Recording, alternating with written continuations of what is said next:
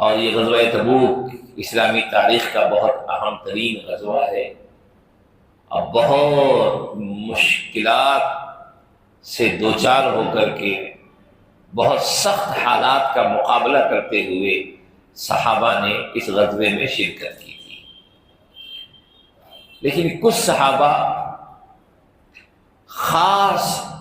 مجبوری اور عذر کی وجہ سے شرکت کا ارادہ کرنے کے باوجود، شرکت کی تمنا کے باوجود اس میں شریک نہیں ہو سکے بعض صحابہ۔ تو روایت میں حضرت رضی اللہ تعالیٰ فرماتے ہیں کہ نبی اکرم صلی اللہ علیہ وسلم نے فرمایا کہ دیکھو کچھ لوگ ہیں جو مدینے میں ہمارے پیچھے رہ گئے، وہ نہیں آ سکے ہمارے ساتھ، وہ ہمارے ساتھ کسی پہاڑ کی گھاٹی سے نہیں گزرے، کسی وادی سے ہمارے ساتھ نہیں گزرے، لیکن وہ ہر قدم اجر میں ہمارے ساتھ ہیں، اجر میں وہ ہر قدم ہمارے ساتھ ہیں، لیکن وہ ہمارے ساتھ حقیقت میں ہے نہیں۔ کیوں؟ حبسہم العذر، کہ وہ شرکت کرنا چاہتے تھے، ان کی نیت اچھی تھی، اس ثواب کو حاصل کرنا ان کے ارادے میں شامل تھا، وہ تمنا رکھے ہوئے تھے کہ ہم یہ نیکی کریں گے، لیکن عذر کی وجہ سے وہ اس کام میں شریک نہ ہو سکے، اس نیکی کو نہ کر سکے، تو اللہ نے ان کی اچھی نیت کی وجہ سے ان کو ثواب میں ان لوگوں کے ساتھ کر دیا جو اس عمل کو انجام دے رہے ہیں۔ کیا پتہ چلا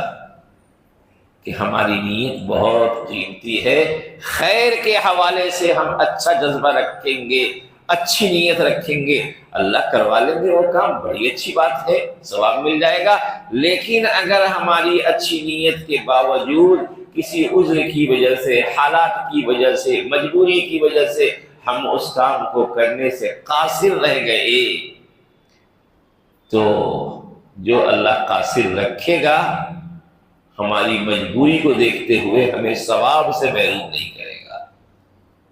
ہمیں ثواب اس کا مل جائے گا۔ اسی لیے اپنے عزائم اور ارادے خیر کے حوالے سے بہت اچھے رکھنے چاہیے۔ کیا لگتا ہے اچھے ارادے رکھنے میں؟ اللہ کرا لیں گے، بڑی اچھی بات ہے۔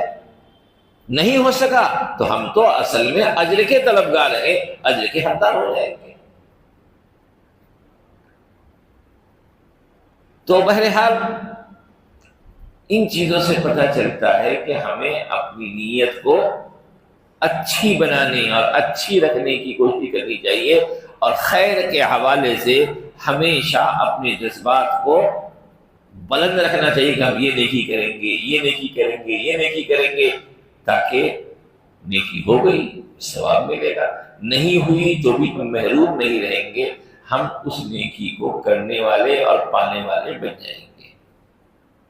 کیونکہ اللہ تعالیٰ کے بارے میں رسول اللہ صلی اللہ علیہ وسلم نے فرمایا ان اللہ لا ينظر الى اجسامکم ولا الى صورکم ولكن ينظر الى قلوبکم، اللہ تمہارے جسموں کو نہیں دیکھتا، اللہ تمہارے جسموں کو نہیں دیکھتا، تمہاری صورتوں کو نہیں دیکھتا، بلکہ وہاں تو کسی کی شکل و صورت کو دیکھ کر عمل کا اجر متعین کرنے کے بجائے عمل کرنے والے کے جذبے اور دل کو دیکھا جاتا ہے کہ اس عمل کے کرنے والے کے دل میں اس عمل کرنے کے پیچھے کیا جذبہ ہے، کیا نیت ہے۔ جذبہ اچھا ہوگا، جذبہ نیک ہوگا تو وہ عمل اللہ کے یہاں بہت مقبول ہو جائے گا، اور جذبہ اچھا نہیں ہے تو پھر ہم کچھ بھی کر لیں ہم اس عمل کا ثواب پانے والے نہیں بنیں گے۔ قیامت کے دن بہت سے لوگ ایسے آئیں گے، ان کو بظاہر لگے گا کہ میں نے بہت سی نیکیاں کی ہیں، کیونکہ ان کو اپنی نیکیاں دکھ رہی ہوں گی، لیکن ان نیکیوں کے کرتے ہوئے انہوں نے جو اپنی نیتوں میں غیر اللہ کی چیزوں کو شامل کیا تھا، اپنی نیتوں میں بگاڑ جو رکھا تھا، تو پتہ چلے گا کہ کام تو ہم نے کیا، انعام ہم نہیں پائے۔ کام ہم نے کیا لیکن انعام ہم نہیں پا سکے۔ انعام پانے کا واحد راستہ ہے کہ اس کام کے پیچھے بس ایک نیت ہو، ہمارا اللہ راضی ہو جائے، ہمارا اللہ راضی ہو جائے۔ اور اس دور کا یہ المیہ ہے میرے بھائیوں کہ لوگ نیکیاں تو کر رہے ہیں لیکن جتنی زیادہ نیکیاں کرتے ہیں وہی نیتوں میں اتنا ہی کہیں نہ کہیں ہماری نیتیں داغدار ہیں، نیتیں داغدار ہیں۔ کام ہم نے کیا لیکن انعام ہم نہیں پا سکے۔ انعام پانے کا واحد راستہ ہے کہ اس کام کے پیچھے بس ایک نیت ہو، ہمارا اللہ راضی ہو جائے، ہمارا اللہ راضی ہو جائے۔ اور اس دور کا یہ المیہ ہے میرے بھائیوں کہ لوگ نیکیاں تو کر رہے ہیں لیکن جتنی زیادہ نیکیاں کرتے ہیں وہی نیتوں میں اتنا ہی کہیں نہ کہیں ہماری نیتیں داغدار ہیں، نیتیں داغدار ہیں۔